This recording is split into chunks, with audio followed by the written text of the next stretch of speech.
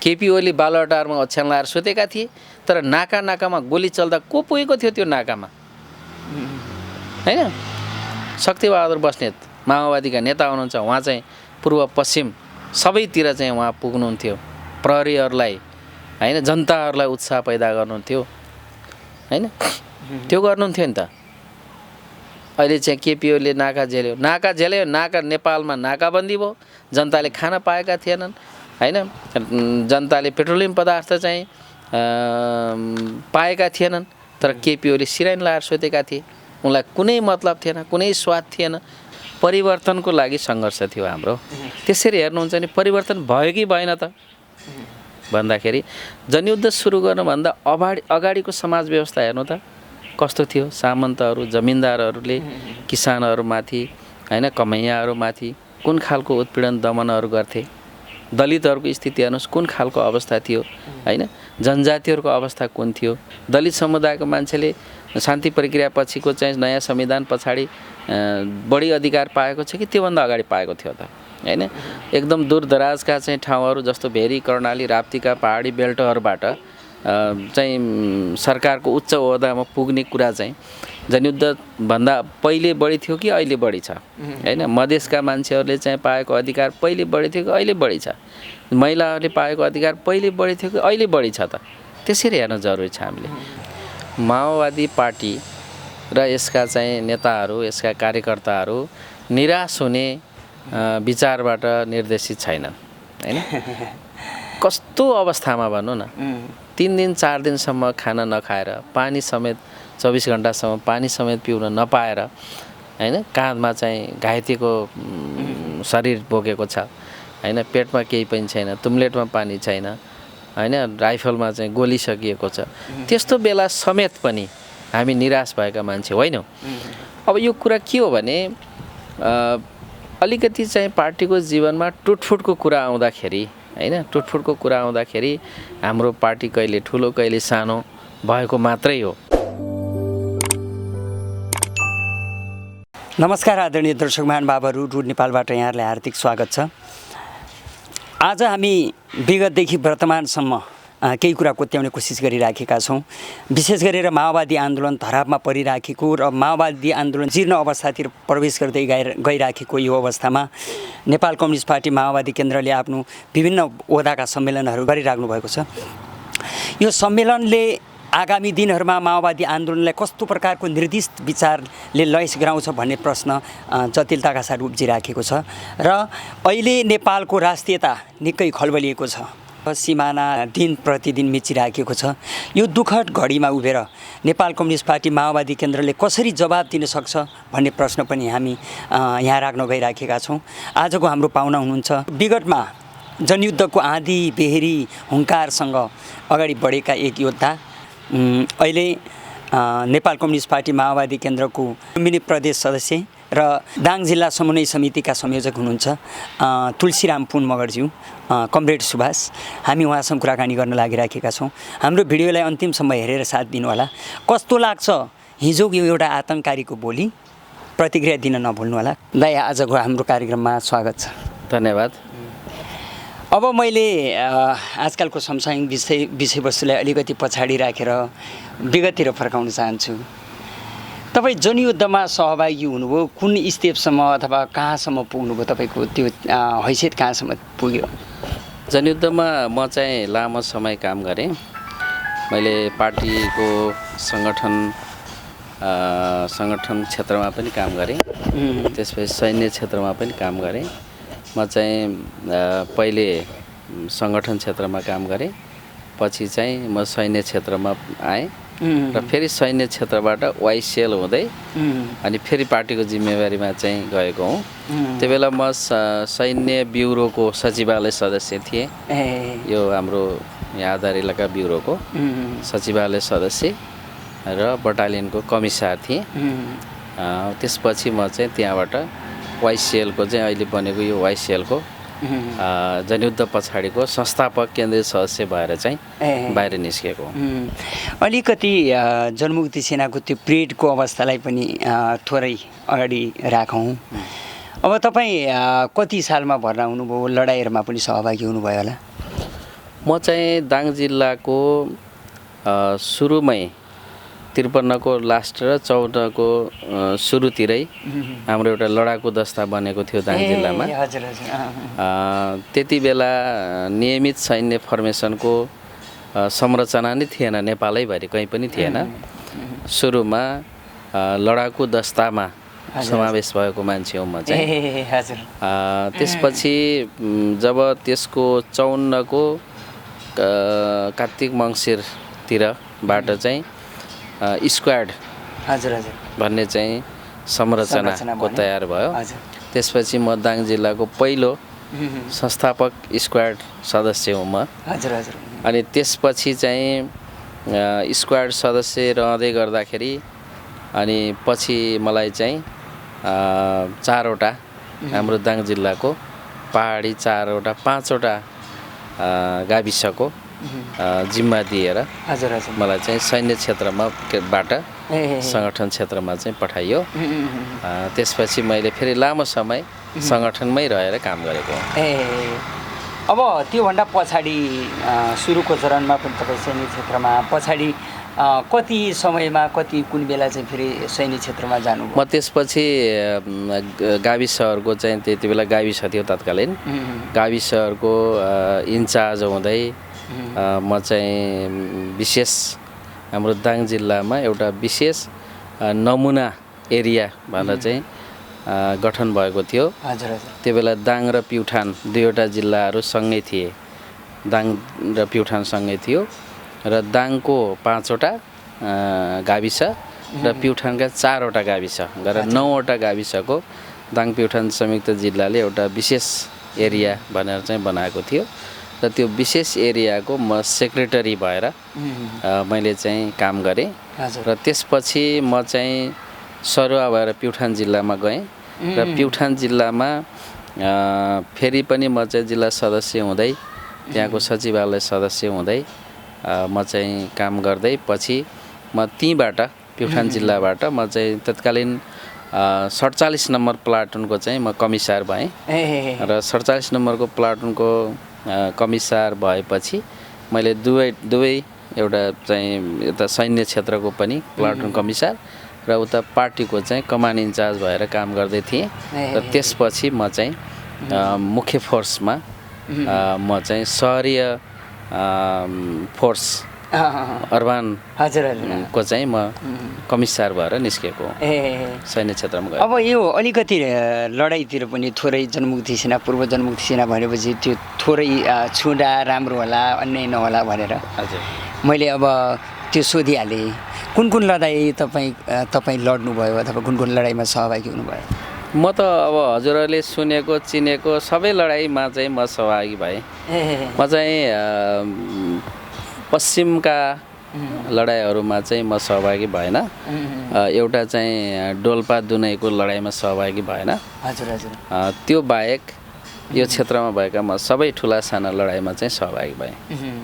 अब अलिकति तपाईँ नेतृत्व गर्ने मानिस, त्यति बेला पनि कमान्डर अथवा कमिसर त्यस्तो भूमिकामा हुनुभएको मानिस, यो भावना के हुँदो रहेछ? तपाईँले त्यता सयौँ साथीहरूलाई गुमाएर छोड्नुभयो लडाइँमा। मैले कुनै एउटा लडाइँ भनिनँ, तर तपाईँले लडेको लडाइँमा धेरै साथीहरू गुमाएर छोड्नुभयो। भावना के रहेछ त्यति बेलाको? होइन, हामी त अब जनमुक्ति सेना होइन मा चाहिँ काम गर्ने मान्छे, हामीले मुक्ति या मृत्यु होइन, हाम्रो मेन कुरा त्यही नै थियो।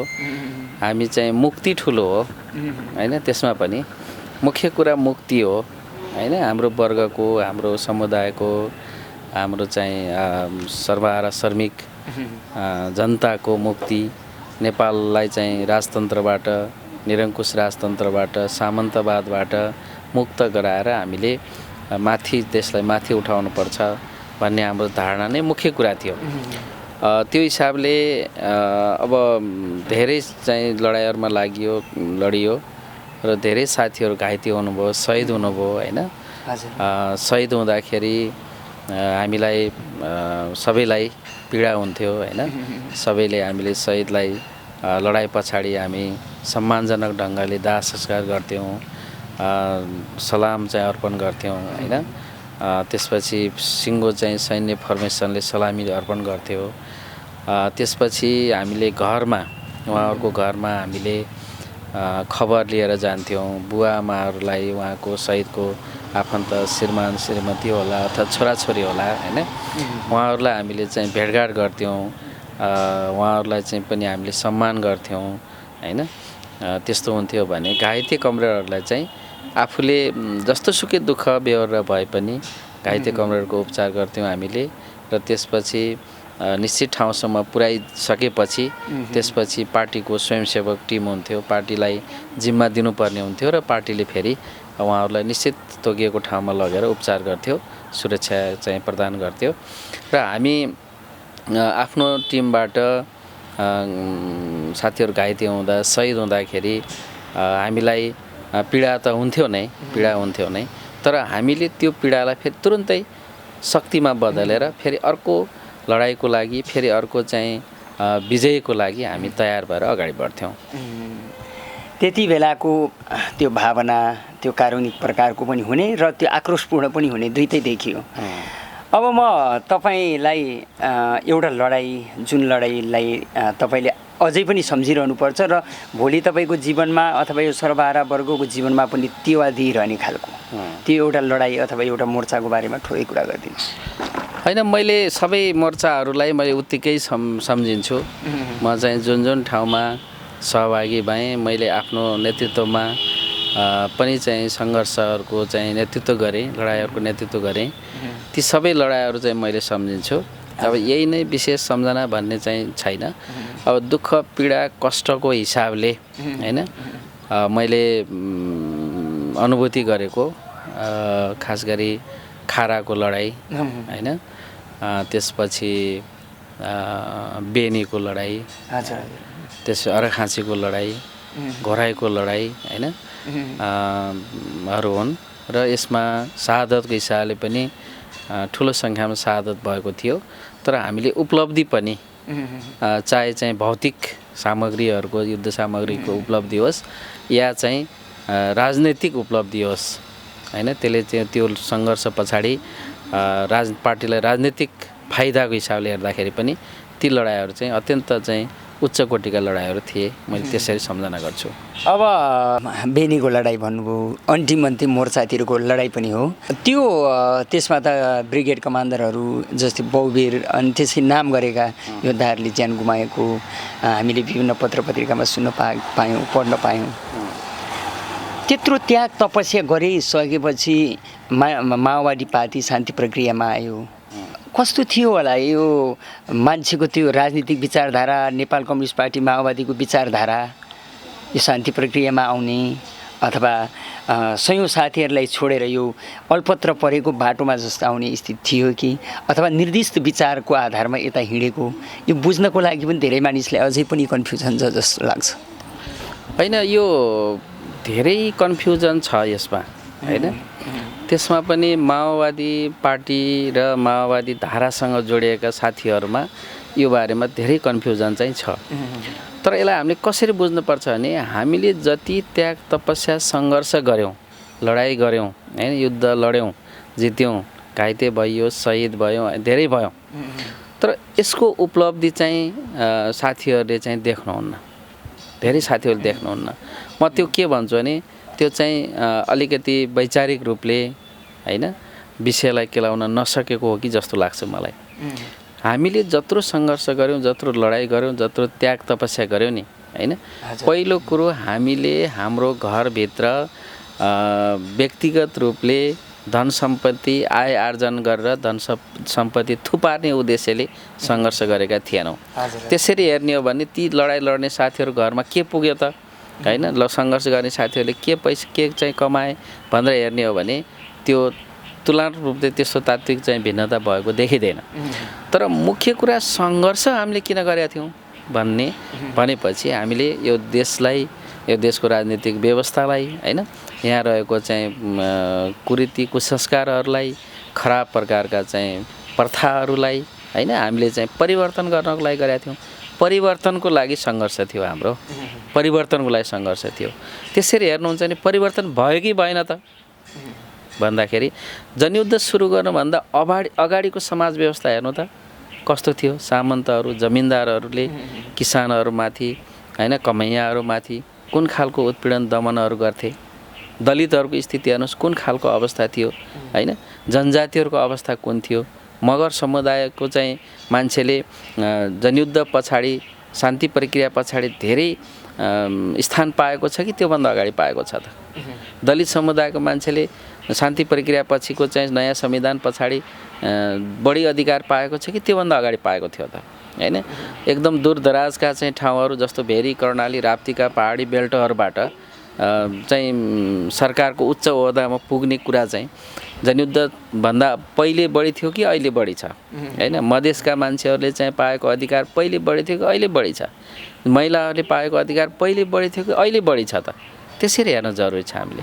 अनि त्यसपछि हामी जनयुद्ध सुरु गर्नुभन्दा अगाडि कुन व्यवस्था थियो नेपालमा होइन।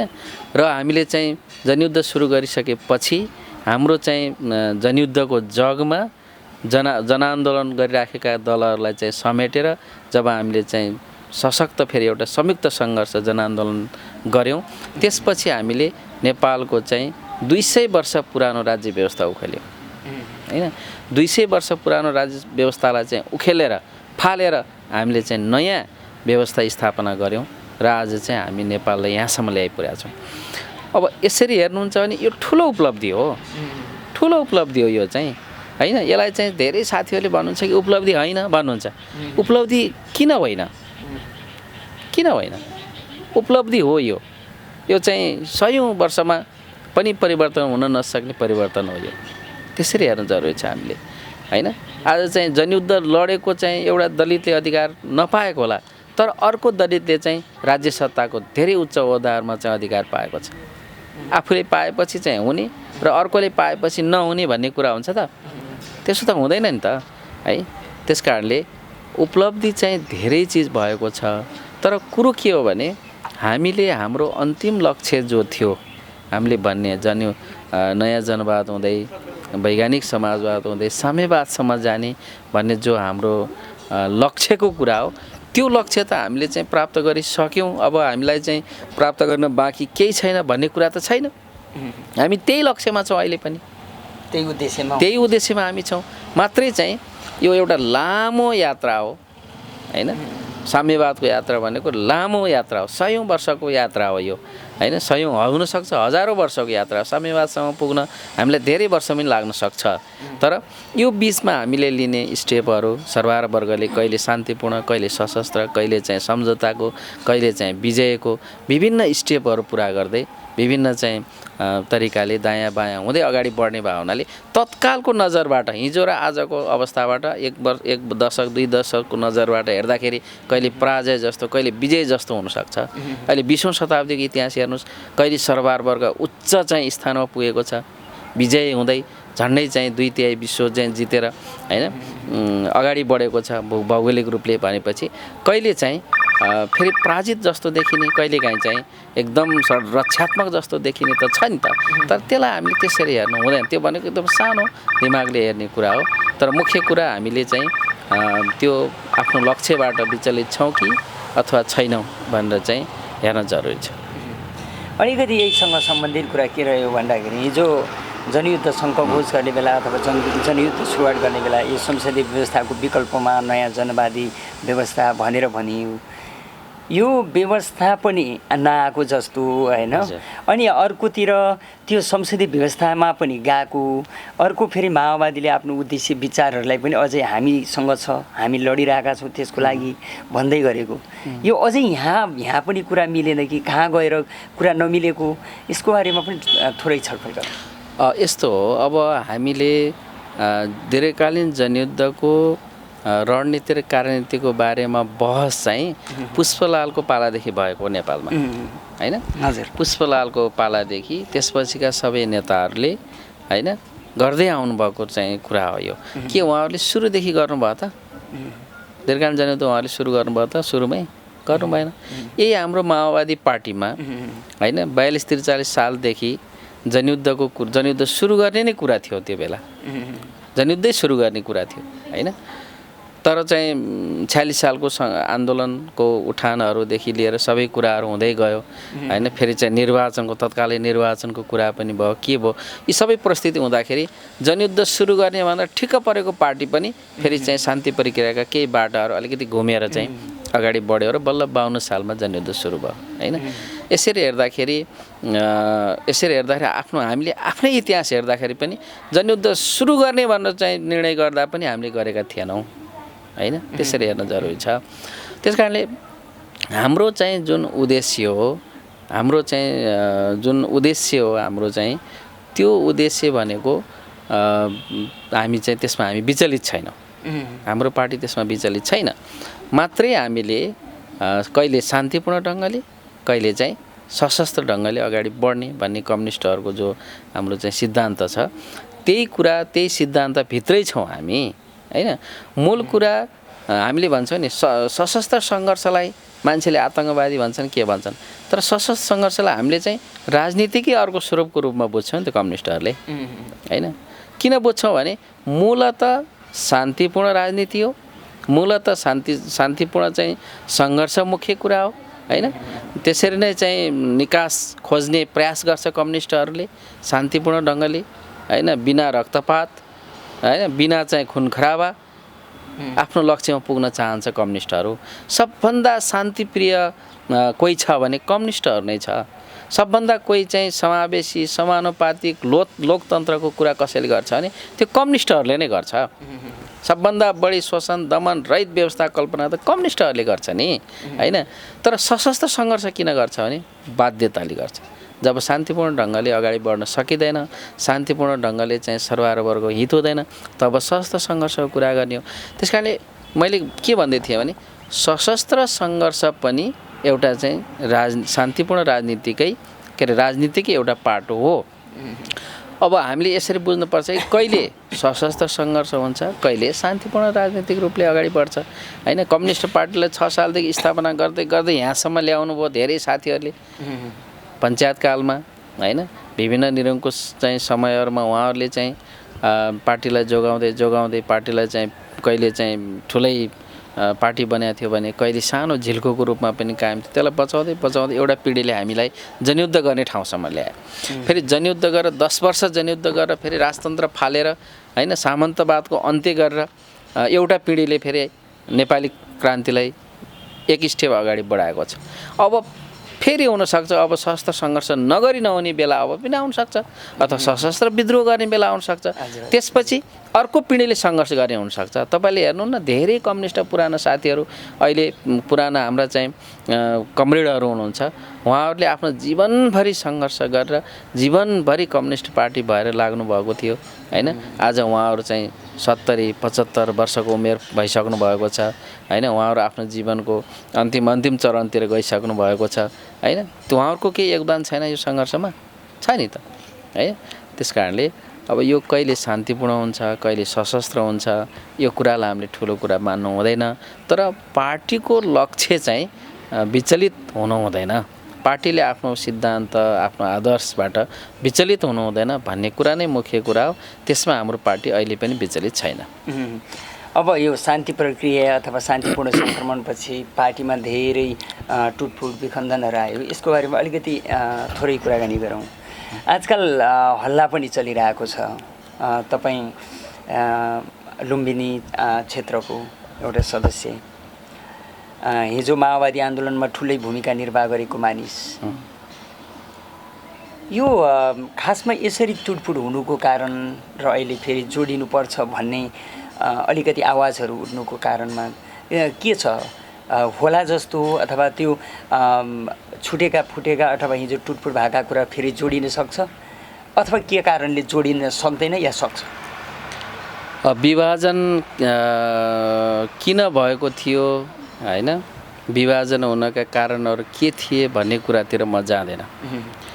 विभाजन हुनु नराम्रो थियो, विभाजन हुनु चाहिँ सही थिएन होइन, विभाजन हुनु चाहिँ राम्रो कुरा थिएन, तर पनि विभाजन भयो, टुटफुटहरू भए। म के भन्न चाहन्छु नि अब चाहिँ एकताको प्रक्रियामा चाहिँ सबै घटकहरू माओवादी विभाजनपछि गठन भएका सबै सानातिना सबै जति चाहिँ समूहहरू छन् त्यो सबै चाहिँ को बिचमा एकता हुन जरुरी छ हैन। किन जरुरी छ भने पहिलो कुरो विभाजन पछाडि विभाजित हुने शक्ति भनौँ घटकहरूले समूहहरूले कसैले पनि आफ्नो विभाजनको पुष्टि गर्न सकेनन् हैन। पुष्टि गर्न किन विभाजन भएको त? विभाजन भएर के गर्ने हो?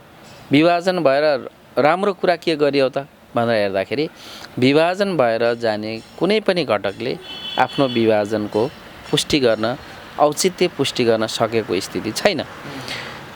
परिस्थितिले हामीलाई चाहिँ अहिले शान्तिपूर्ण ढङ्गले हामी आफैले बनाएको संविधानमा टेकेर यो संविधानको चाहिँ उपलब्धिलाई रक्षा गर्दै थप उपलब्धिको लागि अगाडि बढ्ने भन्दा अर्को विकल्प हामीलाई परिस्थितिले दिएको छैन। अहिलेको समयले अहिलेको परिस्थितिले हामीलाई त्योभन्दा अर्को कुनै पनि बाटो दिएको छैन। त्यसकारणले सबै चाहिँ घटकहरू अहिले एक ढिक्का भएर हामी आफैले लडेर चाहिँ बनाएको संविधान हो। त्यो संविधानमा हामीले भने जस्तो सबै कुराहरू छैन, त्यो कुरा हामी मान्छौँ। तर केही कुरा त छ, केही न केही उपलब्धिहरू संस्थागत भएका त छन्। त्यसमा टेकेर थप उपलब्धिको लागि चाहिँ अगाडि बढ्ने गरी सबै घटकहरू एकजुट हुनुपर्छ र त्योभन्दा अर्को विकल्प कसैको पनि छैन। अलिकति यसैमा जोडौँ।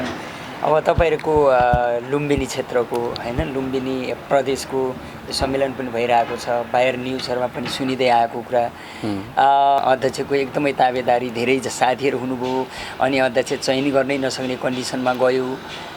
अब आफ्नो पार्टी र एउटै विचारधारा लिएका मानिसहरूमा यस्तो हुन्छ भने अरू पार्टी अरू टुटेका फुटेका मान्छेहरू जोड्यौँ र राम्रो बनाऊ भन्ने कसरी सम्भावना हुन सक्छ? नै पहिलो कुरो हाम्रो लुम्बिनी प्रदेशको सम्मेलन अत्यन्त ऐतिहासिक रूपले सम्पन्न भयो हैन। भव्य रूपले शानदार ढङ्गले सम्मेलन सफल भयो हैन। हामीले नेपालको इतिहासमा हाम्रो आफ्नै पार्टीको इतिहासमा पनि र अन्य पार्टीहरूको पनि हेर्दाखेरि कसैले पनि नगरेको हामीले एकैपटक 7वटा भौगोलिक र 2वटा विशेष प्रदेशहरू गरेर 9वटा प्रदेशको एकैपटक हामीले सम्मेलन गऱ्यौँ। एउटा प्रदेशमा भएको रिपोर्टिङ अर्को प्रदेशले सुन्ने, एउटा प्रदेशमा भएको सांस्कृतिक प्रस्तुति अर्को प्रदेश अरू प्रदेशहरूले हेर्ने हैन। त्यसो गरी सबै प्रदेशलाई एकैचोटि चाहिँ विभिन्न ठाउँमा 9 ठाउँमा भए पनि एउटै चाहिँ स्टेज जस्तै गरी अहिलेको प्रविधिले चाहिँ एउटै स्टेजमा ल्याएर अध्यक्ष कमरेडले चाहिँ उद्घाटन गर्नुभयो। अत्यन्त ऐतिहासिक भयो, नौलो भयो, प्रविधिको पनि उच्च प्रयोग भयो हैन, सफल भयो। दोस्रो कुरो अब कमिटी हामी चाहिँ यो पहिले कस्तो छ भने हामीले पहिले प्रतिनिधिबाट कमिटी चाहिँ निर्माण गर्छौँ हैन।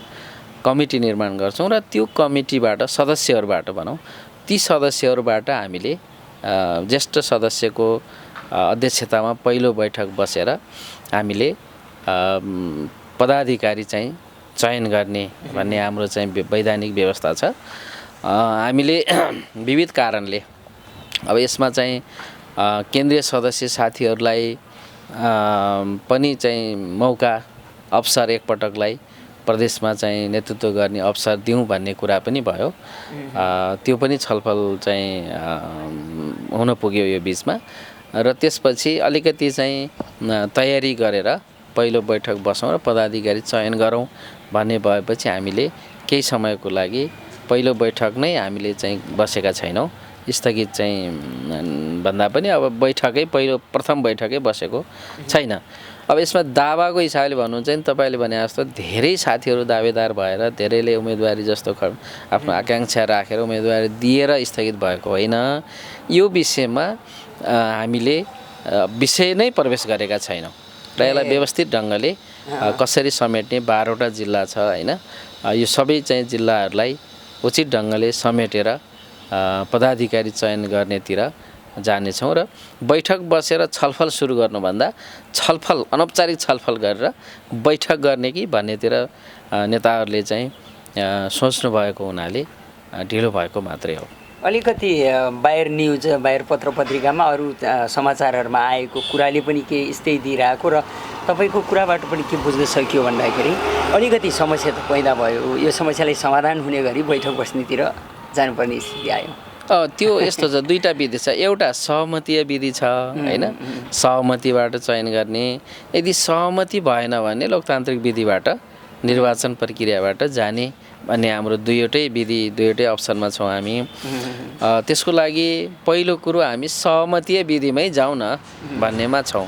सहमतीय विधिमा जान खोजेको हुनाले समय लागेको मात्रै हो र मलाई लाग्छ हामी चाहिँ सहमतीय विधिबाट हाम्रो प्रदेशको पदाधिकारी चाहिँ हामी चयन गर्छौँ। यसमा कुनै ठुलो समस्या चाहिँ छ जस्तो लाग्दैन। अब तपाईँहरूको यो प्रदेशहरूको सम्मेलन पनि भइरहेको छ, निकट भविष्यमै राष्ट्रिय सम्मेलन पनि होला।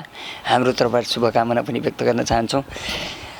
अहिले चाहिँ नेपाल कम्युनिस्ट पार्टी माओवादी केन्द्र हुने बेलाको महासचिव रामबहादुर थापा बादल, उहाँ चाहिँ अहिले नेकपा एमालेमा हुनुहुन्छ। भनेपछि अब अलिकति खरो चर्चा परिचर्चा पनि भइराखेको छ, महासचिवमा पनि अलिकति अप्ठ्यारो हुने खालको छ, अध्यक्षमा त त्यस्तो दाबी नहोला भन्ने बाहिर चर्चा छ नि। भन्न मिल्छ कि मिल्दैन यो राष्ट्रिय सम्मेलनको अलिकति छोटो टिप्स? होइन, यो राष्ट्रिय सम्मेलन चाहिँ हामी भव्य रूपले गर्छौँ र पार्टीको आन्तरिक रूपमा पार्टीको आवश्यकताको हिसाबले पनि पार्टीका नेताहरूको क्षमताको हिसाबले पनि सबै हिसाबले हामी चाहिँ राष्ट्रिय सम्मेलनमा नेताहरूको छनौट गर्दाखेरि सहमति विधिबाट चाहिँ सम्मेलन चाहिँ सम्पन्न गर्छौँ। यसमा बाहिर भने जस्तो विवाद हुने, लडाइँ हुने भन्ने कुरा चाहिँ केही पनि छ जस्तो मलाई लाग्दैन। र मैले अहिले प्रदेश सम्मेलनमा सहभागी भएर आउँदै गर्दाखेरि अध्यक्ष कमरेडले जसरी विचार राजनीतिमा नयाँ ढङ्गले सोचेर कम्युनिस्ट आन्दोलनलाई एकडिग्गा बनाएर चाहिँ जान खोज्नु भएको छ। राष्ट्रिय सम्मेलनबाट हामीले विश्वलाई, नेपाललाई मात्र होइन विश्वलाई नै केही नयाँ कुरा दिएर हामी सम्पन्न गर्छौँ र एकपटक फेरि माओवादी पार्टी र माओवादी आन्दोलनप्रति सबैको ध्यान आकर्षित गरेर र सबैले चाहिँ उठाइराखेका प्रश्नहरूको चाहिँ उचित जवाफ दिएर हामी राष्ट्रिय सम्मेलन सम्पन्न गर्छौँ। अब पहिलेदेखि यो पदाधिकारी यताउतिहरूमा पनि यो महिला सहभागिता अलिक कम जस्तो देखिन्छ। अलिकति तपाईँको हतार समय हुँदाहुँदै पनि यो कुरालाई जोडौँ। अब महिलाहरूको अब अलिक व्यापक सहभागिता त हुँदै गएको छ, तर अलिकति पदाधिकारीहरूमा त्यस्तो सहभागी हुने यस्तो अवस्था पैदा हुन्छ कि हुँदैन? हुन्छ। महिलाहरू लगायत अन्य समुदायहरू सबैलाई समेटेर समावेशी ढङ्गले नै हाम्रो पदाधिकारी लगायत केन्द्रीय कमिटीहरू चाहिँ निर्माण हुन्छन्। अब अगाडि हामी जोड्दै थियौँ यो टुटफुट र खण्डित भएको पार्टी धेरै मानिसहरूले हेप्दो रहेछ। यो मान्छे फुट्यो, पार्टी फुट्यो भने अनि पार्टी टुक्रा टुक्रा भयो भने सानै किन नहोस् अथवा एउटा नेता चोइटेर मात्रै किन नजाओस्, तर हेप्ने परिस्थिति आयो। अब परिणाम त के देखियो भन्दाखेरि दोस्रो संविधान सभाको चुनावभन्दा पछाडिका गतिलाई हेर्दाखेरि यो गति अलिकति न्यून हुँदै गइरहेको, जनमतहरू घुम्दै गएको, अनि त्यस्तै गरेर पार्टीमा पनि अलिकति नैराश्यता प्रकट हुँदै गएको, त्यो कन्डिसन देखेर पनि मानिसहरूले बढीभन्दा बढी आलोचना गर्ने, बढीभन्दा बढी चाहिँ हमला गर्ने प्रकृतिको भएको छ। अब एकता अनि एकता फुट भइरहेको छ। मैले यसलाई के पनि जोड्न चाहन्छु भने नेपाल कम्युनिस्ट पार्टी माओवादीबाट टुटफुट हुनुभयो, उहाँहरूसँग एउटा सम्बन्ध रह्यो भने अर्को नेपाल कम्युनिस्ट पार्टी नै टुटफुट भएर पछिल्लो चरणमा चाहिँ नेकपा माओवादी केन्द्र नै यथास्थितिमा रहिरहेको स्थितिमा अब एकताको सम्भावना केमा देख्नु भएको छ? म तपाईँको प्रश्नको सुरुमै जान चाहन्छु। पहिलो कुरा नैराश्यता भन्ने जो कुरा छ यो कुरा सही होइन। माओवादी पार्टी र यसका चाहिँ नेताहरू, यसका कार्यकर्ताहरू निराश हुने विचारबाट निर्देशित छैनन् होइन। कस्तो अवस्थामा भन्नु न, 3 दिन 4 दिनसम्म खाना नखाएर, पानी समेत 24 घण्टासम्म पानी समेत पिउन नपाएर होइन, काँधमा चाहिँ घाइतेको शरीर बोकेको छ होइन, पेटमा केही पनि छैन, तुम्लेटमा पानी छैन होइन, राइफलमा चाहिँ गोली सकिएको छ। त्यस्तो बेला समेत पनि हामी निराश भएका मान्छे होइनौँ। अब यो कुरा के हो भने अलिकति चाहिँ पार्टीको जीवनमा टुटफुटको कुरा आउँदाखेरि होइन, टुटफुटको कुरा आउँदाखेरि हाम्रो पार्टी कहिले ठुलो कहिले सानो भएको मात्रै हो होइन। तर चाहिँ तपाईँले नेपालको राजनीतिक इतिहासमा हेर्नुहुन्छ भने काङ्ग्रेस र एमाले कुन सङ्ख्यामा खुम्चिएका थिए होइन, तपाईँलाई थाहा नै छ कुन सङ्ख्यामा उनीहरू खुम्चिएका थिए। कुन अवस्थामा उनीहरू पुगेका थिए र हामीले कति मत ल्याएको थियौँ। यही दाङ जिल्ला कुराहरू चाहिँ हामी 5वटै सिट जितेका थियौँ। सम्पूर्ण सिट हामीले जितेका थियौँ होइन, जितेका थियौँ। तिनै कार्यकर्ता त हुन् अहिले पनि हामीसँग भएका, तिनै जनता त हो नि यो चाहिँ नेपालमा बसिराखेका होइन। ती सबै जनताका कार्यकर्ताका हामीले उचित ढङ्गले सही तरिकाले हामी चाहिँ पुग्ने हो भने शहीद परिवार, घाइतेहरू, जनमुक्ति सेना कमरेडहरू, विगतका चाहिँ होल टाइमर साथीहरू सबलाई हामीले चाहिँ सङ्गठित गरेर अगाडि बढ्ने हो भने हामी चाहिँ पहिलो पार्टी नहुने भन्ने कुरै छैन। हामी त भइसकेको हो नि पहिलो पार्टी त। पहिलो पार्टी हुँदाखेरि त्यत्तिकै चाहिँ हामीले फेरि मेहनत गऱ्यो भने नेपालको पहिलो पार्टी हुनलाई माओवादीलाई हुन नसक्ने भन्ने कुरै छैन होइन, हुन नसक्ने कुरै छैन। त्यस कारणले चाहिँ यसमा निराशाको कुरा गर्नु हुँदैन। दोस्रो कुरो, माओवादी पार्टी मात्रै होइन, अन्य वामपन्थी पार्टीहरू पनि एउटै झन्डा मुनि आउन जरुरी छ होइन। तपाईँले एमालेको कुरा गर्नुहुन्छ नि, केपी ओलीलाई हामी प्रश्न गर्न चाहन्छौँ, केपी ओलीलाई प्रश्न गर्न चाहन्छौँ, केपी ओली किन फुट्नु भयो होइन, किन फुट्नु भयो? वास्तवमा भन्नुहुन्छ नि केपी ओली एउटा सङ्कीर्णताको कारणले, गुटवादी प्रवृत्तिको कारणले, अहमताको कारणले, दम्भको कारणले मात्रै चाहिँ फुट्नु भएको होइन। उहाँले चाहिँ अर्को यो पार्टीलाई फुटसम्म पुर्याउनु भएको होइन। भनेपछि बाँकी सबै म त भन्छु कि केपी ओली पनि कम्युनिस्टहरूको एकताको लागि चाहिँ जुट्न जरुरी छ। यदि उहाँको दिमागमा केही कुरा चाहिँ समीक्षाको कुरा उठ्ने हो भने, यदि उहाँले चाहिँ देशलाई एकचोटि सम्झेर, जनतालाई, कार्यकर्तालाई सम्झेर अगाडि बढ्ने हो भने तपाईँले माओवादी पार्टी र घटकहरूको त कुरा के गर्नुहुन्छ, केपी ओली समेत, नेकपा एमाले समेत कम्युनिस्ट पार्टी र आन्दोलनको एकताको लागि अगाडि बढ्न जरुरी छ। हाम्रो पार्टीले त भनिसक्यो हामी चाहिँ सबै कम्युनिस्ट घटकहरू एक हौँ होइन, भनिरहेछौँ हामीले, भनिरहेछौँ। केपी ओलीले पनि आफ्नो विचार राजनीतिबाट चाहिँ यदि सुध्रिने हो भने, उनले चाहिँ त्यसरी सोच्ने, उनको सोचाइको तरिका, उनको विचार, उनको सोचाइ त्योबाट उनी चाहिँ माथि उठ्ने हो भने हामी चाहिँ एमालेलाई पनि स्वागत गर्न तयार छौँ भन्ने त हाम्रो कुरा छँदैछ नि। तर गलत प्रवृत्ति र गलत संस्कार र गलत विचार लिएर चाहिँ एकता हुँदैन, एकता गर्नु हुँदैन। अन्य सबै माओवादी मात्र होइन, नेपालका सबै कम्युनिस्ट पार्टीहरूले एकपटक फेरि चाहिँ देशप्रति गम्भीर भएर सोच्ने, विचार राजनीतिप्रति चाहिँ गम्भीर भएर सोच्ने हो भने सबै एकजुट हुन आवश्यक पनि छ, जरुरी पनि छ। र हामीले चाहिँ कम्युनिस्ट आन्दोलनलाई एकडिका गराएपछि मात्रै हामीले चाहिँ बाँकी हाम्रा कार्यभारहरू पुरा गर्न सक्छौँ भन्ने लाग्छ मलाई चाहिँ। अलिकति अन्तर्तक्रावको कारणले फुट्यो भन्ने बाहिरी कुराहरू पनि छ। जस्तो प्रचण्ड हिजो माओवादी आन्दोलनको सुप्रिम कमान्डर, अहिले जे होस् जसरी बुझुन्, अनि माधव नेपाल हिजोको महासचिव हजुर नेकपा एमालेको, अनि केपी शर्मा ओली अहिले नेपाल कम्युनिस्ट पार्टी हुने बेला त्योभन्दा पनि अघिल्लो अध्यक्ष महाधिवेशनदेखि र त्यो अध्यक्ष, त्यो तिनवटाको अन्तर्तक्रावको कारणले पार्टी विचलनमा गयो, पार्टी फुट्यो। यो खासमा पार्टी सिद्धान्त, विचार, दृष्टिकोणको आधारमा यो चाहिँ फुटेको होइन भन्ने मानिसहरूको पनि आलोचनात्मक आरोप भनौँ कि के भनौँ, त्यो छ नि होइन। यस्तो हो, नेकपाले वास्तवमा चाहिँ वैचारिक रूपले पनि होइन, राजनैतिक रूपले पनि एउटा राम्रो दस्तावेज तयार पारेर अगाडि बढेको थियो। त्यो कुनै चोचो मचोको लागि, एउटा चाहिँ सत्तामा पुग्नको लागि, आफ्नो चाहिँ स्वार्थ पुरा गर्नको लागि एकता भएको थिएन। राम्रो एउटा चाहिँ दस्तावेज तयार पारेर, लिखित दस्तावेज, तपाईँहरू अहिले पनि हेर्न सक्नुहुन्छ, राजनीतिक प्रतिवेदन, विधान, सब कुरा चाहिँ तय गरेर नेकपा बनेको थियो। अब केपी ओलीले के गर्नुभयो त भन्दाखेरि ती सबै कुराहरू चाहिँ उहाँले अस्वीकार गर्नुभयो, उहाँले त्यो कुरा त्याग्नुभयो होइन। उहाँले चाहिँ सहमतिहरू अस्वीकार गर्नुभयो, उहाँले त्यो नेकपाको विचार सिद्धान्त अनुसार अगाडि बढ्न चाहनु भएन। उहाँ चाहिँ तपाईँले देख्नुहुन्न, उहाँले चाहिँ मार्क्सवादको कुरा गर्नुहुन्न, उहाँले चाहिँ राम मन्दिरको कुरा गर्नुहुन्छ होइन। धार्मिक प्रसङ्गमा उहाँलाई बढी जोड छ होइन। उहाँले चाहिँ तपाईँको कम्युनिस्ट आन्दोलनमा लागेका चाहिँ शहीद भएका साथीहरूलाई उपचार, उहाँहरूको भरण पोषण, उहाँहरूको चाहिँ व्यवस्थापनको कुरा उहाँले कहिले गर्नुहुन्न। उहाँले चाहिँ ती लडाकाहरू भन्नुहुन्छ, अहिले पनि भन्नुहुन्छ नि होइन। जनमुक्ति सेनाका कमरेडहरू उहाँले कहिले भन्नुहुन्न नि, माओवादी लडाका भन्नुहुन्छ उहाँले होइन। उहाँ कति पूर्वाग्रह हुनुहुन्छ माओवादीप्रति, कम्युनिस्ट आन्दोलनप्रति। माओवादी लडाका भन्नुहुन्छ उहाँले। उहाँलाई थाहा छैन जनमुक्ति सेना थियो भन्ने? जनमुक्ति सेना वैधानिक ढङ्गले चाहिँ ब्यारेकमा बसेको 7वटा डिभिजनमा चाहिँ केन्द्रित भएर वैधानिक ढङ्गले बसेको। उहाँले जनमुक्ति सेनाको सलामी समेत खानुभएको छ धेरै ब्यारेकमा गएर। तर उहाँले अहिले पनि जनमुक्ति सेना भन्नुहुन्न नि है।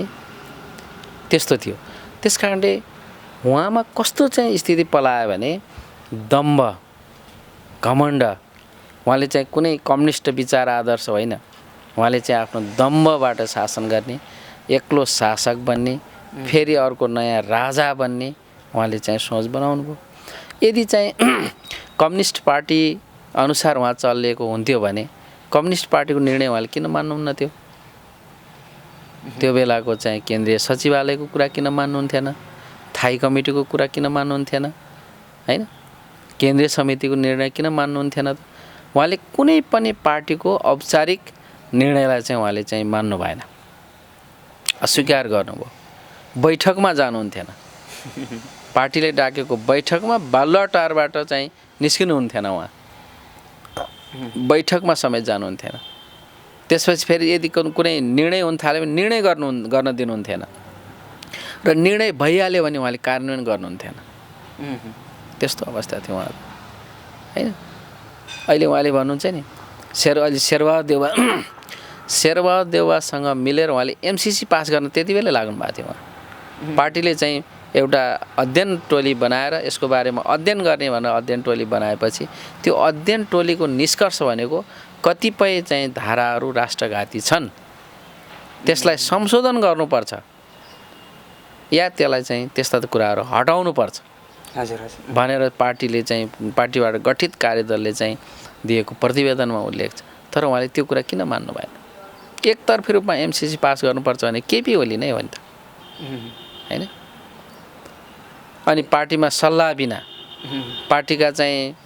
सल्लाह बिना माओवादी धाराका चाहिँ धेरै मान्छेहरूलाई उहाँले कारबाही गर्ने, कुनै राजनीतिक नियुक्तिमा गएका साथीहरूलाई चाहिँ फिर्ता बोलाउने होइन, बर्खास्त गर्ने, त्यस्ता कामहरू उहाँले गर्नुभयो। उहाँ के देख्नुभयो उहाँले भनेपछि अब नेकपा एउटै भइराख्यो, नेकपालाई विधिगत ढङ्गले अगाडि बढाइयो भनेपछि नेपालमा कम्युनिस्ट पार्टीको चाहिँ लामो समयसम्म सरकार रहन्छ होइन।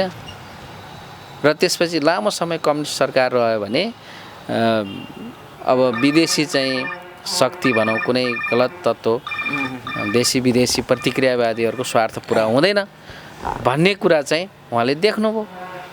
र उहाँले चाहिँ नेपाललाई फेरि पनि विभिन्न अदृश्य दृश्य शक्तिहरूको चाहिँ क्रीडास्थल बनाउनको लागि उहाँ चाहिँ गोटी बन्नुभयो। त्यस्तो हो। यदि चाहिँ उहाँ नेकपाको चाहिँ विधान बमोजिम हिँडेको भए, नेकपाको राजनीतिक वैचारिक कार्यक्रम कार्यदिशा अनुसार हिँडेको भए नेकपा चाहिँ आज यो अवस्थामा पुग्ने थिएन होइन। भएको त्यही हो। अब यो कुरालाई यही यो ऐतिहासिक यो छलफलको विषयको रूपमा राख्दै हजुर म अलिकति अगाडि बढाउन चाहन्छु। जस्तै हिजो नेपाल कम्युनिस्ट पार्टी माओवादी त्यो पुरानो घटकहरू हुनुहुन्छ, अहिले एमसिसीको विरुद्धमा आन्दोलित हुनुहुन्छ। धेरै मानिसहरूको आरोप छ कि शेरबहादुर प्रचण्ड माधव नेपाल मिलेर फेरि एमसिसी पास गर्दैछ भन्ने प्रसङ्ग छ। यसको बारेमा पनि छोटो छलफल गरौँला। नेकपा माओवादी केन्द्रले पनि बाहिरी समाजले अथवा दुनियाँले देख्ने बेलामा आत्मसमीक्षा गर्नुपर्ने एकदमै अवस्था आएको छ जस्तो महसुस भएको छ। जस्तो चुनावमा जनताको त्यो प्रत्यक्ष मतलाई यसो हेर्दाखेरि समीक्षा नगर्दा नपुग्ने जस्तो देखिन्छ। अब यो पुरानो घटकहरूलाई संयोजन गर्नको निम्ति अलिकति नीति, कार्यनीति, कार्यदिशा पनि अलिकति ठोस गरेर लानुपर्ने होला। तपाईँहरूको सम्मेलन पनि भइरहेको छ। अब कुन आधारमा एकताको स्वरूपमा आउलान् अथवा एकता ठोस हुँदै जाला भन्ने तपाईँलाई लाग्छ? अहिले तत्कालै केही समयभित्रै एकता भइहाल्ने गरी त प्रगति भएको देखिँदैन होइन। यद्यपि नेता कमरेडहरूले प्रयास चाहिँ गरिराख्नु भएको छ हामीले मिडियामा पनि सुनिरहेका छौँ र पार्टीको आन्तरिक विषय बुझ्दाखेरि पनि त्यस्तो देखिन्छ।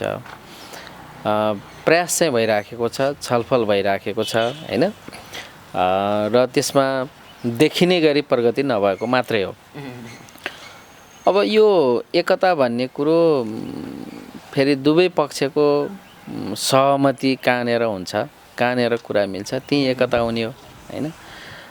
त्यस कारणले त्यसमा विभिन्न कुराहरूमा मिलाउनु पर्ने, राजनीति विचारमा होइन मिलाउनु पर्ने, नेतृत्वमा सङ्गठनमा मिलाउनु पर्ने कुराहरू त त्यो मिलाउनु पर्छ। त्यसमा त अब हामी अहिलेसम्म हाम्रो माओवादी पार्टीभित्र हाम्रा नेताहरूले यो सङ्गठनमा होइन धेरै जोड बल गरेको स्थिति होइन नि त। हामी चाहिँ पार्टीलाई अगाडि बढाउन सकिन्छ भने हामी चाहिँ व्यक्तिगत रूपले गर्नुपर्ने त्याग, व्यक्तिगत रूपले हामीले गर्नुपर्ने योगदान हामी त सबै गर्न तयारै छौँ। यो कुनै ठुलो बाधा हुन्छ जस्तो मलाई चाहिँ लाग्दैन। मुख्य कुरा राजनीति विचारमा चाहिँ मिल्नु पर्यो। हो, यो राजनीतिक विचारको कुरा पनि तपाईँले पछिल्लो चरणमा अलिकति बहसको विषय बनिरहेको छ। हजुर। उता कम्युनिस्ट पार्टी माओवादी क्रान्तिकारी के उहाँले चाहिँ नौलो जनवाद, नयाँ जनवाद, नेकपा विप्लव समूहले फेरि वैज्ञानिक समाजवाद। अब तपाईँहरूको पनि यसो जनताको समाजवाद भनेर योभन्दा नेकपा हुने बेलामा जनताको जनवाद कार्यदिशा तय गरेको थियो।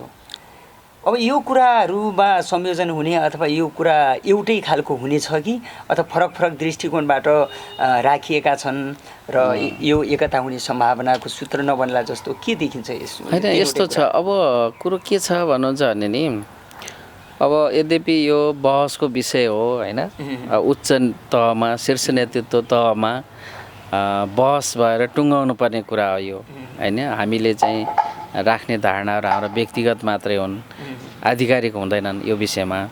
र फेरि यो कुराले अन्यथा चाहिँ पर्नु पनि हुँदैन, किनभने हामीले व्यक्तिगत कुरा गरिराखेका हुन्छौँ।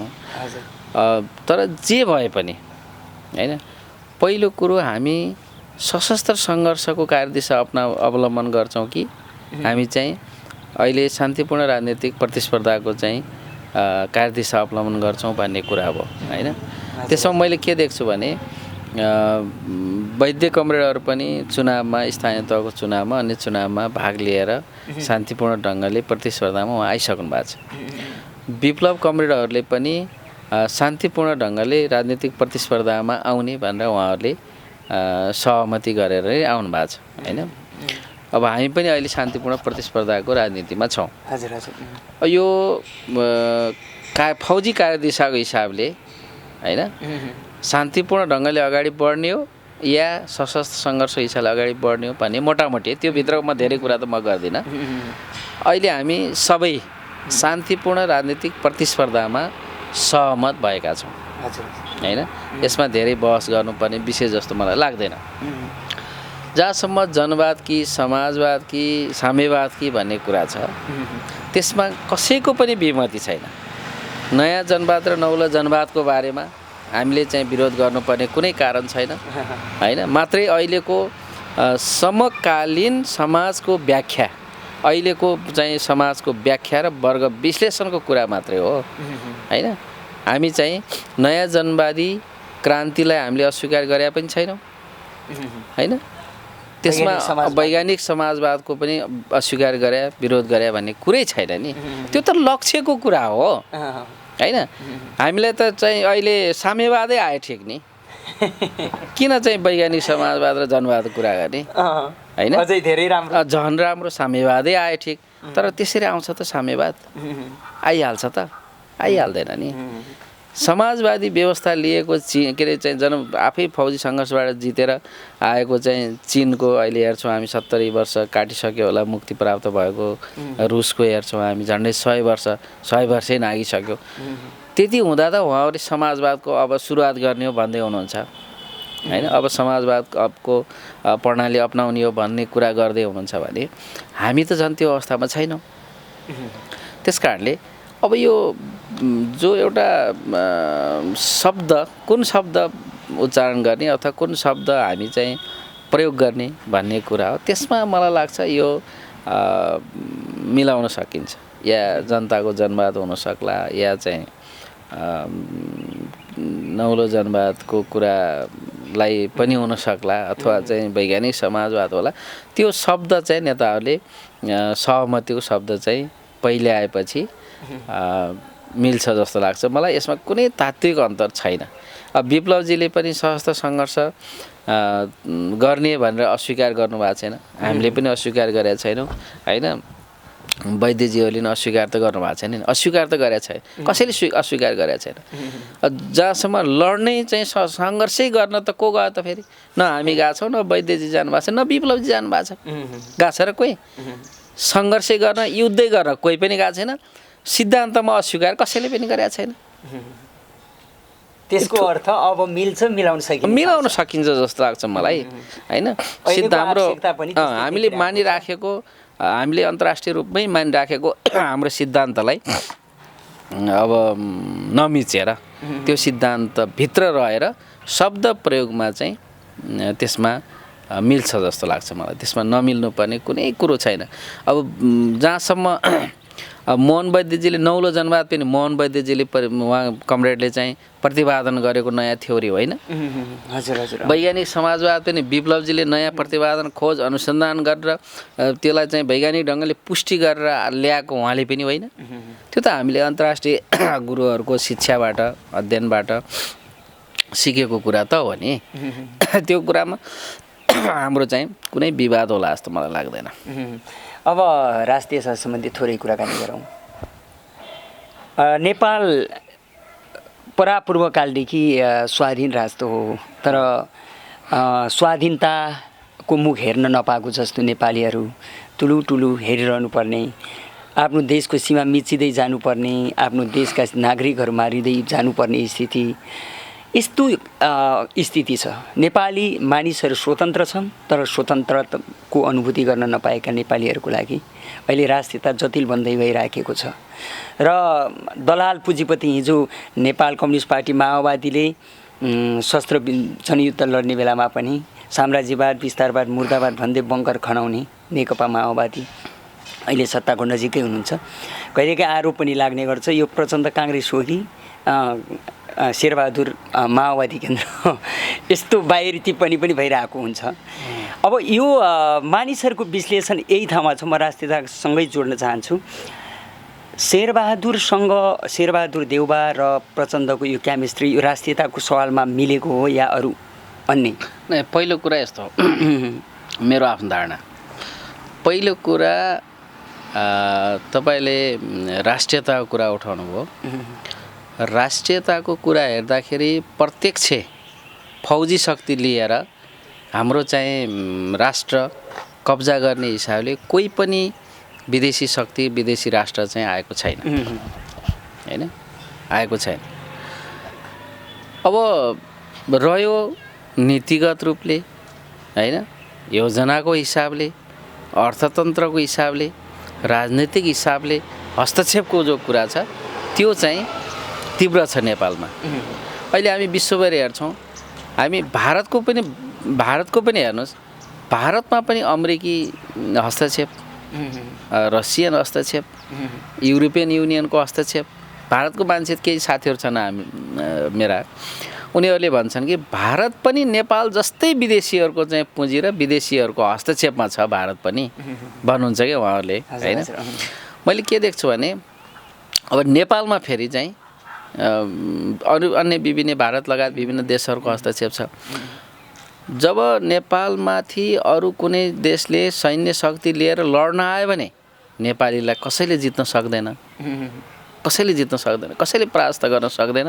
हामी एक ढिक्का भएर लडिहाल्छौँ। अब हामी पराजित भएको भनेको उनीहरूको कूटनीतिसँग पराजित भएको, उनीहरूले दिने लोभ लालचका चाहिँ पुलिन्दाहरूमा हामी झुकेको होइन। हामी चाहिँ विभिन्न चाहिँ कुराहरूमा हामी फँसेको, हामी चाहिँ गुट उपगुटमा बाँडिँदाखेरि अन्य शक्ति राष्ट्रहरूको चाहिँ साथ लिन परेको कारणले हामी फँसेको होइन, मेन कारण त्यो हो। त्यस कारणले त्यसको विरुद्धमा लड्नको लागि सबै पार्टीहरू, देशभित्रका चाहिँ शक्तिहरू सबै अब एकजुट हुन जरुरी छ। अब हामीले प्रतिबद्धता गर्न जरुरी छ कि हामी कुनै पनि शक्तिको चाहिँ लोभ लालचमा हामी फस्ने छैनौँ। आफ्नो गुटको आफ्नो कुनै पार्टीको सानो हितको लागि हामी अन्य शक्तिको सहारा लिने छैनौँ हैन। त्यसमा राष्ट्रिय प्रतिबद्धता चाहिँ हामीले जनाउनुपर्छ। त्यो राष्ट्रिय प्रतिबद्धता भयो भने हामी चाहिँ मूल कुरा चाहिँ नदेखिने प्रकारको विस्तारवादी टाइपको भनौँ न एउटा नव औपनिवेशिकवाद भन्छौँ हामी चाहिँ, त्यो भनेको के हो भने प्रत्यक्ष फौजी शक्ति लिएर औपनिवेश खडा गर्ने नभएर अन्य राजनीतिक रूपले, आर्थिक रूपले, सांस्कृतिक रूपले हस्तक्षेप गर्ने, उपनिवेश कायम गर्ने, वर्चस्व कायम गर्ने त्यो चाहिँ सिद्धान्त हो। त्यो खालको नव औपनिवेशिक हस्तक्षेप नेपालमा छ। त्यसको विरुद्ध हामी चाहिँ राष्ट्रिय एकता हामीले चाहिँ कायम गर्यो भने त्योबाट हामी मुक्त हुन्छौँ। र रह्यो अहिले हामी अब शेरबहादुर देउवा, पुष्पकमल दाहाल प्रचण्ड अथवा माओवादी काङ्ग्रेस भनौँ, माओवादी र काङ्ग्रेस कुनै पनि शक्तिसँग झुकेर नेपालमा चाहिँ अहिले विजय भएको होइन हैन। हामी चाहिँ आफ्नै यहाँ नेपालभित्रको जो केपी ओली प्रवृत्ति भन्छौँ हामी, संविधान पनि खाने हैन, नेपालको नियम कानुन केही पनि नमान्ने, संसदलाई दुई पटक विघटन गर्ने हैन, अदालतलाई चाहिँ अनावश्यक विवादको घेरामा ल्याउने हैन, न्यायपालिकालाई अनावश्यक विवादको घेरामा ल्याउने, त्यसपछि चाहिँ न्यायाधीशहरू वकिलहरूको चाहिँ अनावश्यक टीका टिप्पणी गर्ने र चाहिँ गलत शब्दबाट चाहिँ उनीहरूलाई बेइज्जत गर्ने जो उनले चाहिँ देखाए हैन। हामी त्यो निरङ्कुशताको विरुद्ध हामी एकजुट भयौँ। संविधान जोगाउनुपर्छ, राष्ट्र जोगाउनुपर्छ हैन। हामी राष्ट्रियताको एउटा लडाइमा त हामी सफल भयौँ नि त। केपी ओली भइराखेको भए नेपालको संविधान आज कुन हालतमा पुग्थ्यो? अदालतलाई उनले चाहिँ कसरी खिचिटिउरी गरेका थिए हैन, उनले कसरी चाहिँ दुरुपयोग गरिराखेका थिए त? संसदलाई दुई पटक विघटन गरेका थिए है। त्यस कारणले चाहिँ हामीले एउटा राष्ट्रियताको लडाइँ त हामीले जित्यौँ बरु। केपी ओली चाहिँ विदेशी चाहिँ शक्तिहरू भनौँ दृश्य अदृश्य शक्तिको पछाडि लागेर देशलाई स्थिर हुन नदिने, देशमा यो बनेको संविधान चाहिँ खाइदिने हिसाबले उनी चाहिँ जसरी अगाडि बढेका थिए त्योबाट त हामीले त्यो लडाइँ त हामीले जित्यौँ। एउटा चाहिँ महत्त्वपूर्ण राजनीतिक लडाइँ, एउटा महत्त्वपूर्ण राष्ट्रियताको लडाइँ हामीले जितेका छौँ अहिले। त्यही नै हो अहिलेको राष्ट्रिय मुक्तियुद्ध भनेको। अहिलेको राष्ट्रिय मुक्तियुद्ध भनेको यस्ता खालका नेपालको चाहिँ भित्रसम्म न्यायपालिका के अरे नेपालको चाहिँ राज्य व्यवस्थाका भित्र मेन पोस्टमा पुगेर नेपालको चाहिँ सम्पूर्ण संरचना खलबलाइदिने हैन शक्ति विरुद्ध चाहिँ एकजुट भएर लडेर विजय हासिल गर्ने अहिलेको मुख्य चाहिँ मुक्ति आन्दोलन हो। त्यो मुक्ति आन्दोलन त हामीले जित्यौँ। पराजित भएपछि केपीले हामीलाई विभिन्न चाहिँ आरोप लाउँछन्, त्यो कुराको त कोही अर्थै छैन। केपीले लाउने आरोपको चाहिँ कुनै अर्थ छैन, त्यो कसैले सुन्न पनि जरुरी छ जस्तो लाग्दैन मलाई। अब तपाईँले त्यो भन्नुभयो, हामीलाई फेरि बाहिर यो प्रश्न पनि गर्दा एकदम अनुचित नहोला भन्ने चाहिँ जस्तो लाग्छ, किनभने बारम्बार उठिरहने होइन। यिनीहरू हामी राष्ट्रियताको लागि लडेको, नक्सा जारी गरेको अनि नाकाबन्दी झेलेको सबै कुरा केपी शर्मा ओलीको शक्तिमा भएको, तर अहिले यिनी वैदेशिक शक्तिद्वारा न्यायाधीशसम्म हस्तक्षेप गरेर यिनीहरूले सत्ता हत्याए उल्ट्याए भन्ने एकदमै तितो आरोप जस्तो पनि कतैबाट देखिने बेलामा वास्तविकता जस्तो पनि देखिरहेको हुन्छ होइन।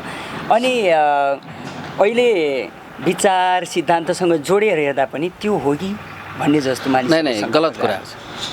नेपालको हितमा, राष्ट्रको हितमा, देशको हितमा, संविधानको हितमा वैदेशिक हस्तक्षेप हुन्छ भन्ने कसैले सोचेको छ त? त्यो गलत कुरा हो नि।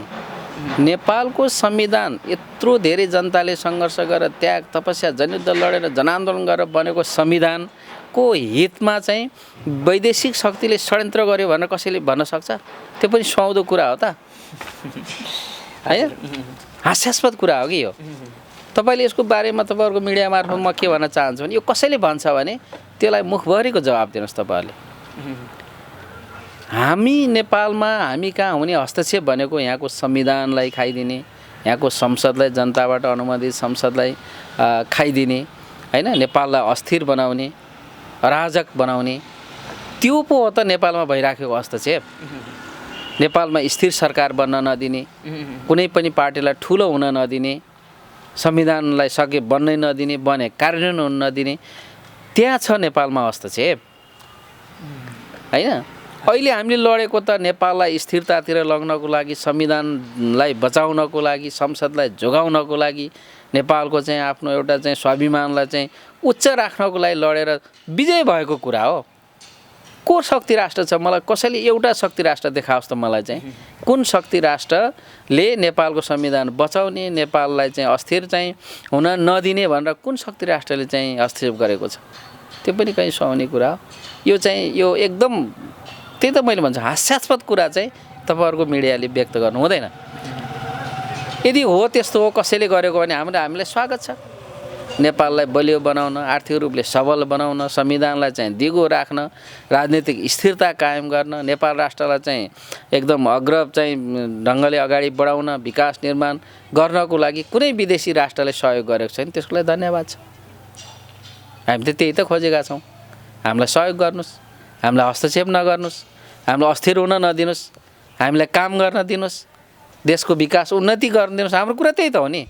यदि त्यसमा कुनै राष्ट्रले हामीलाई कुनै वैदेशिक शक्ति, कुनै आन्तरिक शक्तिले सहयोग गर्छ भने त हामी त्यसको सहयोग लिन तयारै छौँ त।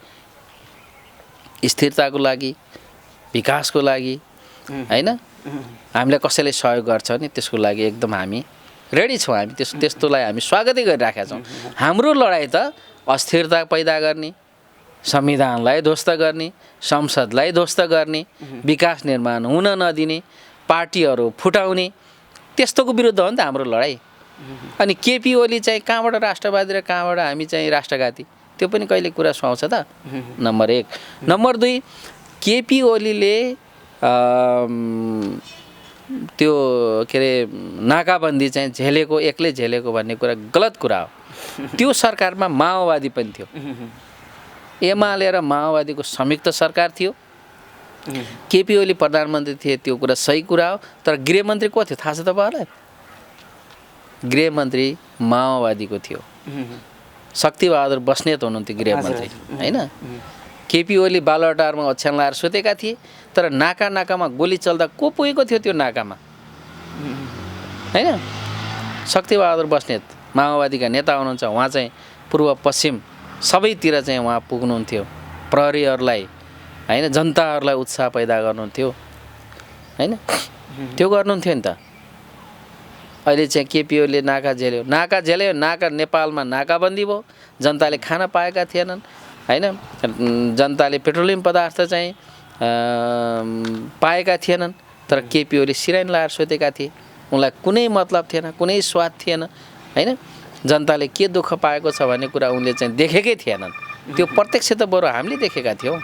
हजुर। अब योसँग मैले के जोडेँ भन्दाखेरि यो विकास, उन्नति अनि प्रगतिको नाउँमा हस्तक्षेप भयो भनेर अहिले पछिल्लो चरणमा आन्दोलन अथवा कहीँ धरना कार्यक्रमहरू, विरोध प्रदर्शनहरू पनि भइराखेको छ। अब एमसिसीको विरुद्धमा बोल्ने माओवादी केन्द्रबाट यसो हेर्दाखेरि बाहिर लीलामणि पोखरेल, त्यस्तै गरेर देव गुरुङहरू मात्रै अलिकति आवाज लिएको, अलि सडकमा नगए पनि विभिन्न भोइस दिएको चाहिँ सुनिन्छ।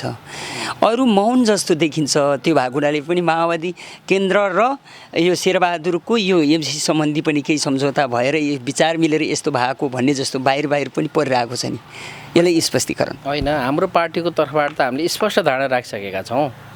अहिलेको अवस्थामा राष्ट्रिय सहमति कायम नभएर होइन र नेपालका हित विपरीत भएका त्यहाँ चाहिँ उल्लेखित कुराहरू चाहिँ खारेज नगरिकन हामीले कुनै पनि अमेरिकासँगको यो एमसिसी मात्र होइन, चाहे चाहिँ त्यो चीनसँगको होस्, चाहे भारतसित होस्, चाहे कुनैसँग होस्, हामी चाहिँ त्यस्तो खालको राष्ट्रलाई अहित हुने कुरामा हामी सम्झौता गर्दैनौँ। हाम्रो पार्टीको स्पष्ट धारणा त्यही छ। शेरबहादुरजीले आफैले भन्नुभएको छ नि, प्रचण्डजीको कारणले नै अहिले हामी चाहिँ यो एमसिसी अगाडि बढाउन सकेका छैनौँ भनेर शेरबहादुरजी आफै भनिराख्नु भएको छ। त्यो बारेमा त हामीले पुष्टि गर्नुपर्ने कुरै छैन। त्यस्तो हो कुरा। माओवादी आन्दोलन धेरै उतार चढाउका साथ अगाडि बढिराखेको बेलामा नेपाल कम्युनिस्ट पार्टी माओवादी केन्द्रको राष्ट्रिय सम्मेलन हुन लागिराखेको छ र विभिन्न प्रदेशहरूको सम्मेलन भइराखेको छ। यो सम्मेलन र अहिले राष्ट्रियता सम्बन्धी पनि विभिन्न प्रकारका शङ्का उपशङ्काहरू उब्जिराखेको स्थितिमा कुराकानी गरिदिनु भयो यो समयको लागि यहाँलाई धेरै धेरै धन्यवाद। धन्यवाद।